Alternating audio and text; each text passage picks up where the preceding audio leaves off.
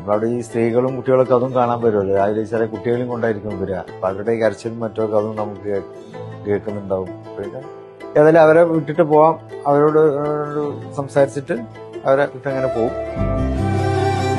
നമുക്ക് വന്നിട്ട് വോട്ട് ചെയ്യാൻ പറ്റാത്തവരെ തങ്ങളെ പോയിട്ട് കാണും. അതിന് നല്ലൊരു ശതമാനം പ്രവാസികളായ ആളുകളാണ് വന്ന് കടന്നു പോവാൻ.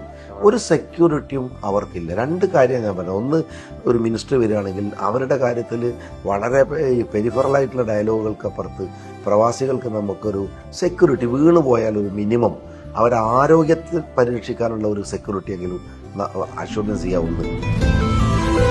ഒരുപാട് കോൺക്ലേവുകൾ നടത്തി, അതിലൊക്കെ ഒരുപാട് ഡിസ്കഷൻസ് നടന്നിട്ടുണ്ട്. നമ്മൾ ഈ പ്രോബ്ലംസ് അഡ്രസ് ചെയ്യണം എന്നുള്ള ഒരു നിശ്ചയദാർഢ്യം നമുക്കുണ്ട്. ഇവരെ മാതിരി ലാഗിങ് ഒരിക്കലും ഉണ്ടാവില്ല. ഞങ്ങളത് ചെയ്യും.